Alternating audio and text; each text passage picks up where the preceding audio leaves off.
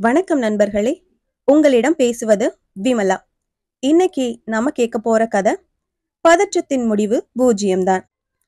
அந்த ஊரில் நண்பர் ஒருவர் மாற்றலாகி வேறு ஊருக்கு சென்றார்.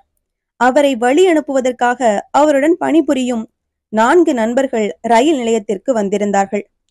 அக்கணம் ரயில் புறப்பட சில மணித்துளிகள் தான் மீதம் இருந்தன. அதுவரையில் பேசலாமே என்று நண்பர்கள் அனைவரும் பிளாட்பாரத்தில் நின்று பழைய சம்பவங்களை எல்லாம் ஜாலியாக பேசிக் கொண்டிருந்தனர். அந்த பேச்சின் சுவாரஸ்யத்தில் அந்த ரயில் நகர ஆரம்பித்து விட்டதை அவர்கள் யாரும் கவனிக்கவில்லை. ரயில் சற்று வேகம் எடுத்த பிறகுதான் அவர்கள் ரயில் நகர்ந்து கொண்டு இருப்பதையே உணர்ந்தனர். அது கண்டு அனைவருக்கும் ஒரே பதற்றம். உடனே நண்பர்கள் அனைவரும் ரயிலை நோக்கி ஓடினர்.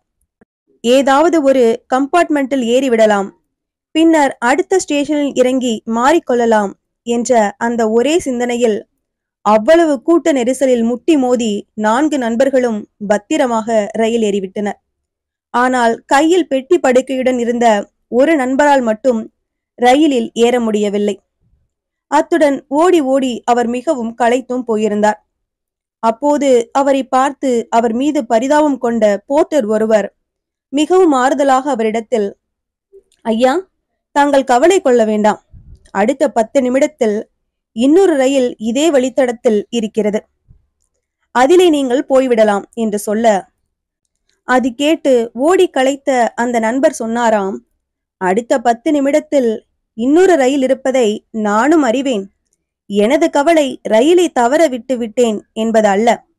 என்ன வழி அனுப்ப வந்த எனது சக நண்பர்கள் 4 பேரும் இங்கே ஏற்பட்ட அமளியில் தங்களை மறந்து பதற்றத்தில் ரயிலில் ஏறி சென்று விட்டனர். அவர்களின் நிலையை நினைத்தே கவலைப்படுகிறேன் என்று இக்கதையின் மூலமாக சொல்ல வரும் கருத்து யாதெனில், தயவு செய்து பதற்றத்தை விட்டு ஒழியுங்கள்.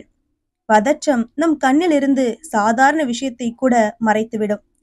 இன்னும் சொல்ல போனால், நாம் எவ்வளவு திறமை வாய்ந்தவர்களாக இருந்தாலும் சரி, பதட்டத்தில் இருக்கும் சமயத்தில் ஒரு வேலையை எத்தனை கஷ்டப்பட்டு செய்தாலும் சரி, அதன் பலன் நிச்சயம் இறுதியில் பூஜ்ஜியமாகத்தான் இருக்குமே தவிர வேறு எந்த ஒரு நல்ல பலனும் அதனால் விளையாது.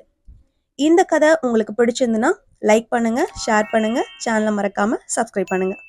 அடுத்த கதையில சந்திக்கலாம்.